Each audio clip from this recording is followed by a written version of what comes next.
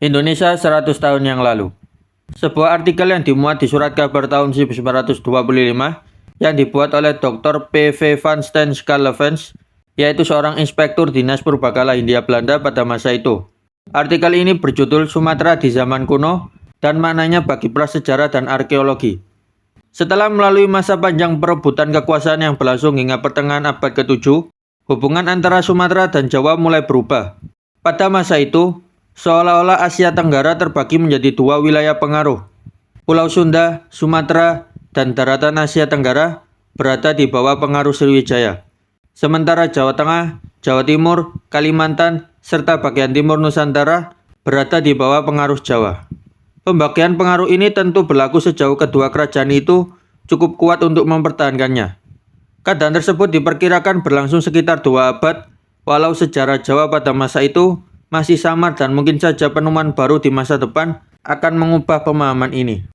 Pada seperempat akhir abad ke-13, Jawa mulai menentang keseimbangan kekuasaan yang ada.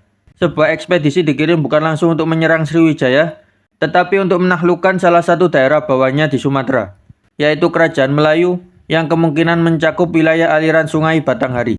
Seperti yang dibuktikan oleh Profesor Dr. N.J. Krom dalam penelitiannya terhadap sebuah prasasti yang ditemukan di Sumatera. Pada tahun 1286, Raja Singosari di Jawa mengirim sebuah arca kepada sahabat sekaligus penguasanya di Melayu. Arca ini menggambarkan perpaduan unsur-unsur dari arca-arca di Candi Makam Ayah Sang Raja, yaitu Candi Tumpang di Malang. Arca yang dikirim dari Jawa itu masih ada hingga kini, tersimpan di Pulau Punjung. Ketika kemudian Kerajaan Majapahit berdiri dan mencapai puncak kejayaannya di bawah Mahapati Gajah Mada, kekuasaan Sriwijaya akhirnya benar-benar berakhir dengan penaklukan Palembang oleh Majapahit. Walaupun hasil penelitian sejarah kuno Sumatera sejak tahun 1918 sudah cukup memuaskan, masih banyak hal yang perlu ditelusuri lebih lanjut. Penemuan-penemuan baru terus muncul dan seringkali memaksa para ahli untuk meninjau kembali teori yang telah ada. Misalnya, penemuan sebuah prasasti Tembaka pada abad ke-9 di daratan Sungai Gangga, India, yang mencatat pemberian sumbangan dari seorang Raja Sriwijaya kepada sebuah biara Buddha, serta 2 prasasti aneh berbahasa non-Melayu yang ditemukan oleh Westenack dan Batenburg beberapa tahun lalu di dekat Palembang. Masalah lain yang mulai menarik perhatian para ahli ialah pengaruh kebudayaan Dravida, India Selatan di pantai barat Sumatera dan daerah Tapian Nauli. Ditemukan nama-nama marga Batak yang memiliki kesamaan dengan nama-nama dari India Selatan. Juga kebiasaan kremasi atau pembakaran jenazah di kalangan tertentu. Sebuah praktik yang tidak berasal dari kebudayaan Melayu Polynesia dan juga dianggap sebagai pengaruh luar. Penemuan prasasti bergaya Dravida ditemukan di beberapa tempat seperti Barus, dekat Fort Van der Kapellen, serta di Padang Lawas dan daerah Toba. Hal ini semakin memperkuat dugaan adanya pengaruh budaya India Selatan di wilayah itu. Atau kemungkinan bahwa sebagian suku Batak dan Minangkabau merupakan hasil percampuran antara ras Melayu dan Dravida. Untuk menjawab pertanyaan ini, tidak hanya ilmu arkeologi yang dibutuhkan, tetapi juga ilmu antropologi dan etnologi perlu dilibatkan. Jika pada hal-hal di atas pengaruh kebudayaan Hindu Jawa atau Hindu Sumatera tidak terlalu tampak, maka di bidang arkeologi prasejarah, perhatian justru meningkat pesat dalam beberapa tahun terakhir. Sebelumnya, penelitian tentang prasejarah Nusantara bisa dikatakan sangat terbatas. Hanya ditemukan beberapa alat batu di zaman batu muda, seperti kapak batu yang dipoles dengan halus, namun belum pernah dilakukan penelitian secara sistematis. Perubahan besar terjadi pada tahun 1920, ketika ditemukan tumpukan kulit kerang Kejokon Modinger di daerah pantai Delhi. Tumpukan ini adalah sisa-sisa makanan masyarakat pesisir yang hidup dari hasil laut, khususnya kerang. Temuan serupa juga ditemukan di berbagai belahan dunia, seperti Denmark, Portugal, India, hingga Jepang dan Amerika. Temuan para planter atau pengusaha perkebunan ini menarik perhatian Dinas Purbakala, meskipun penelitian baru bisa dilakukan beberapa tahun kemudian. Namun penemuan yang lebih mengejutkan datang dari wilayah yang sama. Di Sumatera Timur, ditemukan sebuah kapak batu tua oleh seorang misionaris bernama Newman pada tahun 1924. Kapak tersebut ternyata berasal dari kebudayaan Ceylon, yaitu kebudayaan paling awal dalam sejarah manusia ketika manusia pertama kali membuat alat batu sejati.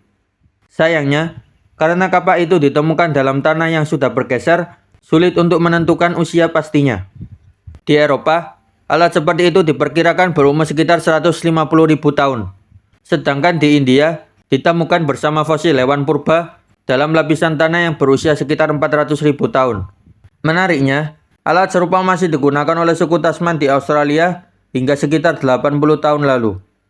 Profesor Du Bois pernah menemukan fosil tengkorak ras Proto-Australoid di sebuah gua di Jawa. Karena itu, tidak mustahil bahwa kapak dari Delhi ini adalah alat yang digunakan oleh manusia dari ras yang sama yang hidup di Sumatera jauh sebelum munculnya bangsa Melayu. Dengan demikian, temuan ini menunjukkan bahwa Sumatera pernah dihuni oleh manusia prasejarah jauh sebelum kedatangan ras Melayu, dan memberikan bukti penting bagi pemahaman sejarah awal peradaban di Nusantara. Masih di Sumatera, pada tahun 1925, kesadaran masyarakat di Muara Labu, Sumatera Barat terhadap pentingnya pendidikan bagi anak perempuan mulai tumbuh. Sebelumnya, pendidikan lebih banyak diberikan kepada anak laki-laki, sementara anak perempuan sering dianggap tidak perlu bersekolah tinggi. Namun pandangan ini perlahan berubah. Banyak orang tua pribumi mulai menyekolahkan anak-anak perempuannya ke sekolah rakyat atau folk school.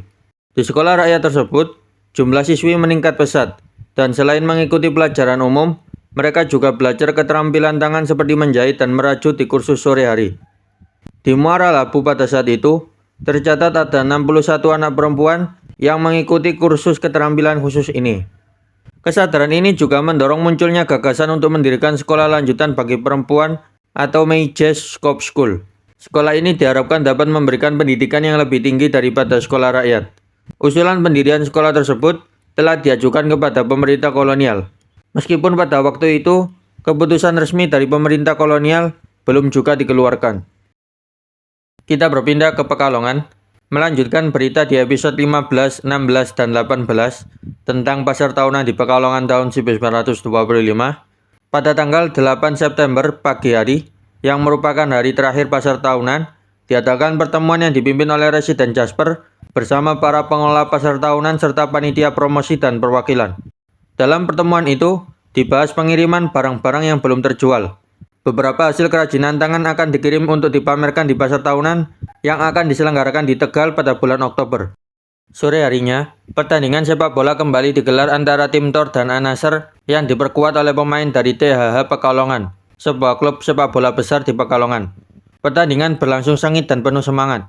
Penonton sangat antusias, bahkan sorak-sorai kerap terdengar dari kerumunan. Pertandingan yang berlangsung meriah ini berakhir dengan skor 4-0 untuk tim gabungan An-Nasr yang kali ini berhak menerima medali perak pasar tahunan setelah mengalahkan Tor. Malam harinya, sekitar pukul 8, ribuan orang memadati jalan menuju area utama. Mereka berdesakan di loket dan pintu masuk utama maupun samping. Kehadiran pengunjung malam itu luar biasa, bahkan melebihi hari-hari sebelumnya. Pertunjukan kembang api besar yang menjadi puncak acara menarik ribuan penonton. Banyak tamu dari luar kota turut hadir untuk menunjukkan perhatian mereka terhadap acara tersebut. Sekitar pukul 9 malam, masih ada ribuan orang yang belum berhasil mendapatkan tiket masuk karena padatnya pengunjung. Untuk mengakomodasi mereka, panitia menjual tiket tambahan di pintu gerbang. Lapangan alun-alun penuh dengan sesak oleh manusia hingga sulit untuk bergerak di antara kerumunan. Beberapa orang bahkan sempat pingsan karena sesak, meskipun tidak ada yang mengalami cedera serius. Pertunjukan kembang api yang kedua berlangsung lebih besar dan indah daripada yang pertama dan dianggap sangat sukses. Selama 10 malam penyelenggaraan pasar tahunan tersebut, panitia berhasil mengumpulkan sekitar 18.000 gulden dari penjualan tiket masuk. Menjelang tengah malam, para anggota panitia bersama istri mereka berkumpul di tenda utama. Di sana, residen dan asisten residen Pekalongan menyampaikan pidato penutupan. Setelah itu, mereka berbincang santai sejenak sebelum akhirnya bubar sekitar pukul 12 malam. Dengan demikian, berakhirlah pameran pasar tahunan Pekalongan yang ketiga dengan sukses dan kemeriahan yang besar. Kita berpindah ke Sumba.